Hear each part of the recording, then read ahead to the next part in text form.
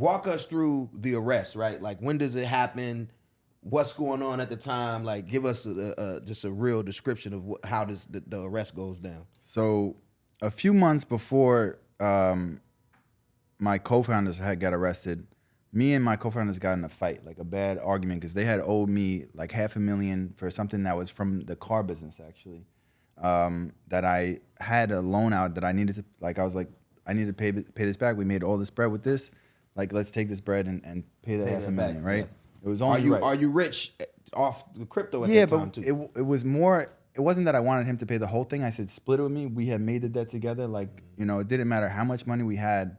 It was only right. Separate, yeah. Yeah, it's principal at that point. Yeah, it was only principal. And the kid that's my co-founder, I went to high school with.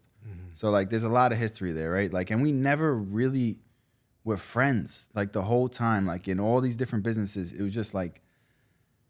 It's a weird, like there's a whole... He could do a set of things, you could do a set of things, let's do something together. Yeah, exactly. We were both good at what we were good at. And so we had gotten a bad fight over that, and then like almost a fist fight in the office, right? And I had left like a few months before the arrest started happening. And then I'm at the casino, actually, a different casino, playing this like $250,000 poker game.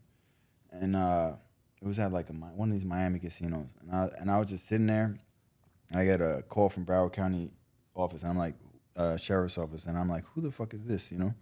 And you don't know like if it's one of your other boys, what it is, right? I pick up and it's him, and I'm like, fuck is going on? Don't call me. Yeah, why the fuck you calling me? Exactly. That's like what everybody says. But he wasn't out for my best interest, right? Like he didn't give a fuck. That's for sure.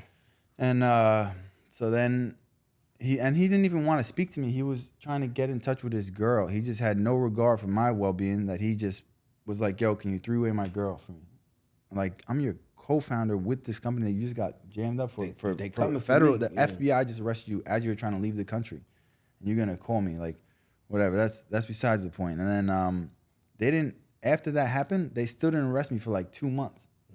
And they might. Why you ain't just get up out of here? It was, you know, it's tough to leave America like this. You got it good here, you know, and like a lot of my money's in cash at this point. It was like a weird thing, and you're just kind of in this life of I was just like doing drugs, going to the strip club, shopping every day, and gambling. Really, I was at Hard Rock like every day. How do you end up in jail from that point? So, I just basically 2 months go by of just like me just living life basically, and then one day I'm in my crib. With my girl at the time, and then just like I had came back from the Hard Rock at like 2 a.m. I fall asleep, and like 4 a.m. just bang, bang, bang, bang, bang, like with the heavy bang, like the craziest bang you ever heard. And I thought I was getting robbed. I grab my strap, pick it up, and I'm like, you know, whatever, like, you know, let's go, it's up. Yeah, whatever it is, and fucking, and then you hear FBI, you're like, fuck, you know, put this gun down. Yeah, put this right back down. Right? Put that shit right back down, fucking. And then I just basically go answer the door on my drawers, and they cuff me up. They let me get dressed. They were like respectful and shit, you know. It was like, I'm not gonna lie, if you was black, they'd have beat you up. Fair Put enough. you in cuffs with your drawers, dick hanging out. Yeah, get him in the car now. But I'm glad they showed some morality with you. You know what I'm saying? Fair enough, man. And then fucking, it was 420 actually. So like, I was smoking a lot at that time. I had mad weed. And like my girl was a big pothead at the time, and they just took like all the weed, whatever, like, and they took my gun.